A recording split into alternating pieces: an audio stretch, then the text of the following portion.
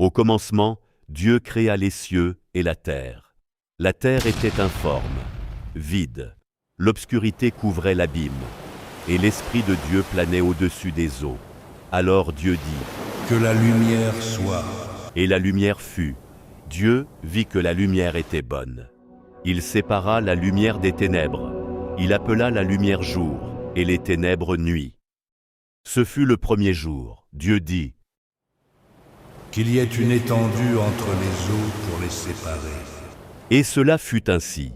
Dieu appela cette étendue ciel. Ce fut le deuxième jour. Dieu dit : Que les eaux qui sont sous le ciel se rassemblent en un seul endroit, et que le sec paraisse. Et cela fut ainsi. Dieu appela le sec terre et la masse des eaux mer, et Dieu vit que cela était bon. Dieu dit : Que la terre produise de la verdure, de l'herbe portant de la semence, des arbres fruitiers donnant du fruit selon leur espèce. Ce fut le troisième jour. Dieu dit : Qu'il y ait des luminaires dans l'étendue du ciel, pour séparer le jour d'avec la nuit, et qu'ils servent de signes pour marquer les époques, les jours et les années. Il fit le grand luminaire pour le jour, le petit luminaire pour la nuit, et les étoiles. Dieu vit que cela était bon. Ce fut le quatrième jour. Dieu dit : Que les eaux produisent en abondance des animaux vivants, et que des oiseaux volent sur la terre vers l'étendue du ciel. Dieu créa les grands poissons et tous les animaux vivants qui se meuvent, et que les eaux produisirent en abondance selon leur espèce. Il créa aussi tout oiseau ailé selon son espèce. Et Dieu vit que cela était bon. Dieu les bénit en disant : Soyez féconds, multipliez-vous, remplissez les mers, et que les oiseaux se multiplient sur la terre. Ce fut le cinquième jour. Dieu dit : Que la terre produise des êtres vivants selon leur espèce, bétail, reptiles et animaux terrestres. Et cela fut ainsi. Dieu vit que cela était bon. Puis Dieu dit : Faisons l'homme à notre image, selon notre ressemblance, et qu'il domine sur les poissons de la mer, sur les oiseaux du ciel, sur le bétail, sur toute la terre, et sur tous les reptiles qui rampent sur la terre. Dieu créa l'homme à son image. Il le créa à l'image de Dieu. Dieu vit tout ce qu'il avait fait, et voici, cela était très bon. Ainsi, il y eut un soir, et il y eut un matin. Ce fut le sixième jour. Ainsi furent terminés les cieux et la terre, et toute leur armée. Dieu acheva au septième jour son œuvre, celle qu'il avait faite. Et il se reposa ce jour-là de toute son œuvre. Dieu bénit le septième jour, et il le sanctifia, car ce jour-là, il se reposa de toute son œuvre de création.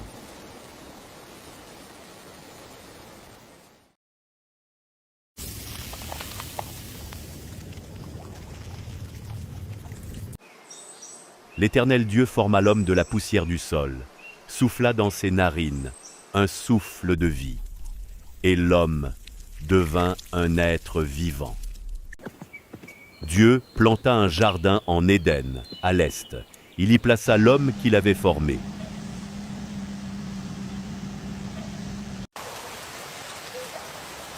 Du sol, il fit pousser toutes sortes d'arbres agréables à voir et bons à manger.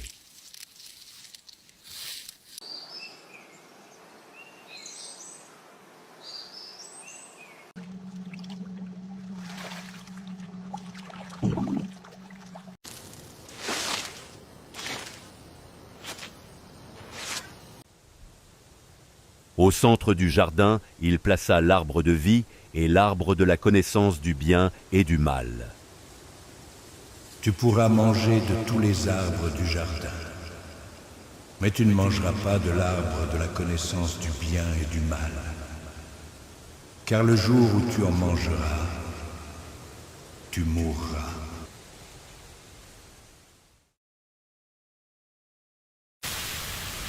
Mais l'homme était seul.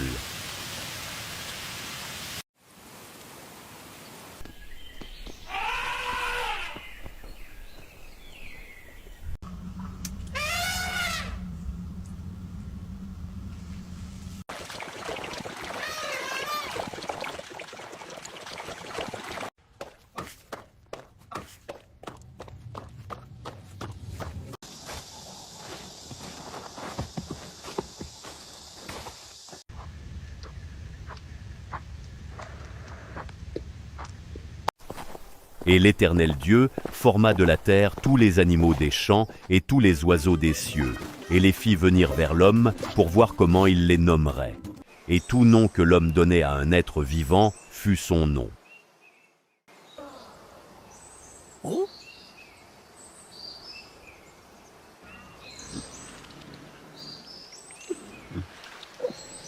Tu n'es pas pressé, mais tu avances sans t'arrêter. Tu seras tortue.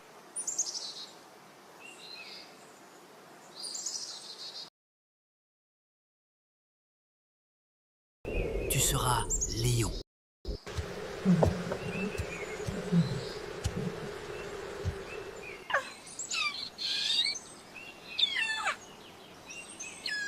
Tu es douce. Tu portes l'amour. Je t'appellerai Colombe.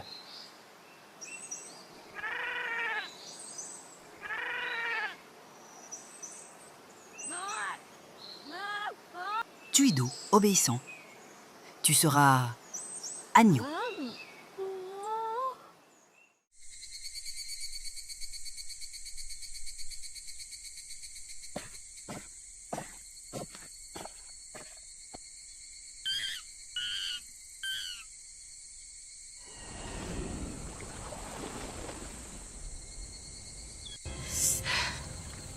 Parmi tous les animaux, aucun ne lui ressemblait. Adam resta seul. Dieu fit tomber un profond sommeil sur lui. Il n'est pas bon que l'homme soit seul. Je lui ferai une aide semblable à lui. Il prit une de ses côtes et forma une femme.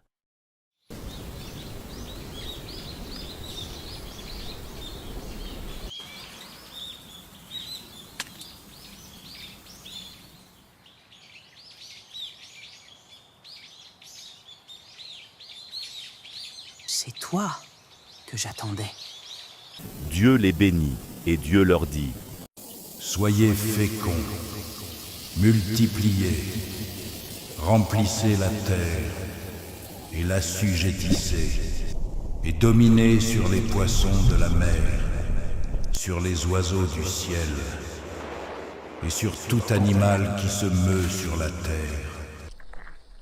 Voici, je vous donne toute herbe portant de la semence, et qui est à la surface de toute la terre, et tout arbre ayant en lui du fruit d'arbre, et portant de la semence. Ce sera votre nourriture. Et à tout animal de la terre, à tout oiseau du ciel, et à tout ce qui se meut sur la terre, ayant en soi un souffle de vie.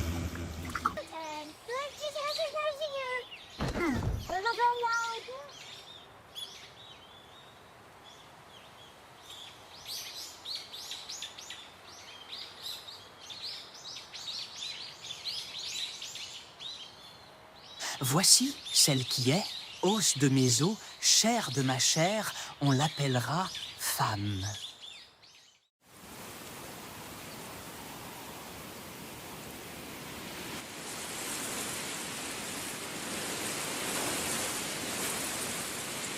Oh.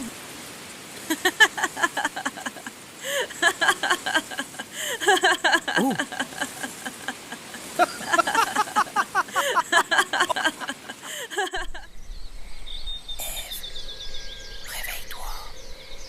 J'ai une surprise pour toi. Qu'est-ce que c'est? Fais-moi confiance. Viens.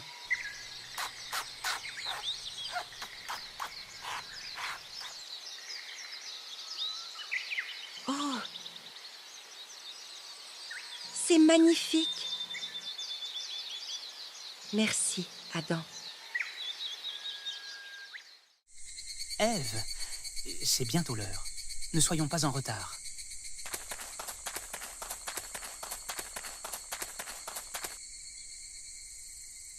Bonsoir, mes enfants. Comment allez-vous? Ève, réveille-toi.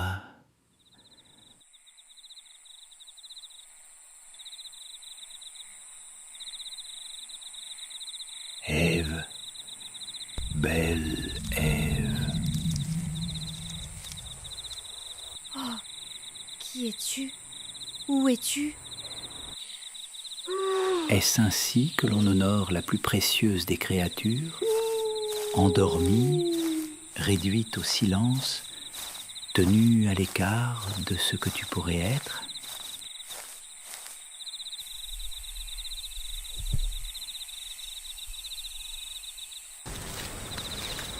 Viens, Ève, approche.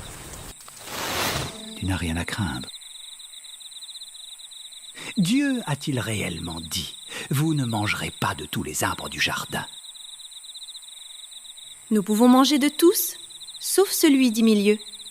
Dieu a dit, vous n'en mangerez point, et vous n'y toucherez point, de peur que vous ne mouriez. Vous ne mourrez point. Mais Dieu sait que le jour où vous en mangerez, vos yeux s'ouvriront et que vous serez comme des dieux, connaissant le bien et le mal. Écoute, et tu verras.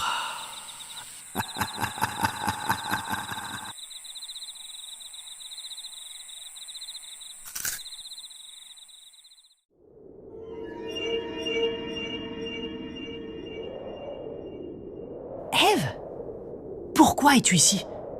Qu'as-tu fait? Mes yeux sont ouverts. Je sais maintenant. Je suis devenue intelligente. Ève, tu vas mourir. Non, c'est faux. Mange, et tu verras.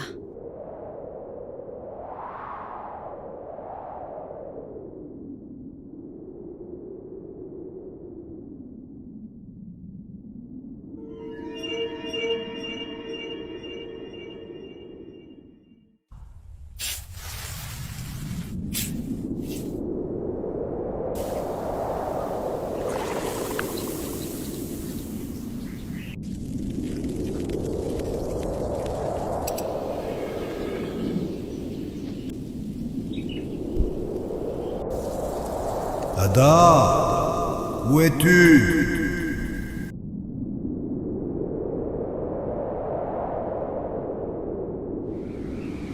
J'ai entendu ta voix dans le jardin et j'ai eu peur parce que je suis nu.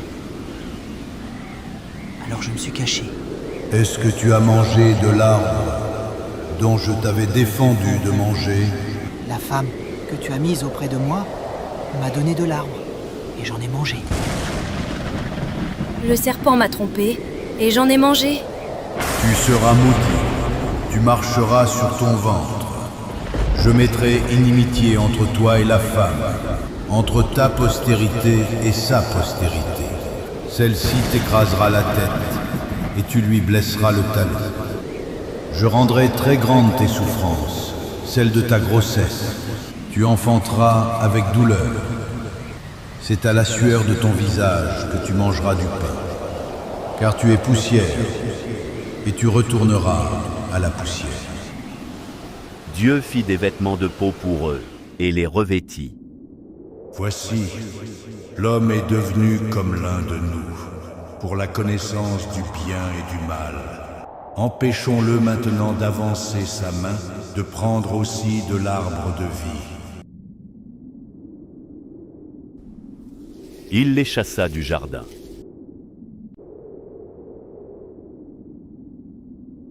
Dieu posta à l'orient du jardin les chérubins et une épée flamboyante qui tournait pour garder le chemin de l'arbre de vie. Adam et Ève quittèrent l'Éden. Mais, dans le cœur de Dieu, un plan, Un jour, un fils viendra. Il écrasera la tête du serpent et rouvrira le chemin vers la vie éternelle. L'histoire d'Adam et Ève, c'est peut-être aussi un peu la nôtre. Qui n'a jamais désobéi? Qui ne s'est jamais senti loin de Dieu? Et pourtant, même après la chute, Dieu a offert sa grâce, une grâce qu'il continue d'offrir aujourd'hui. Si cette vidéo vous a touché, dites-le nous en commentaire.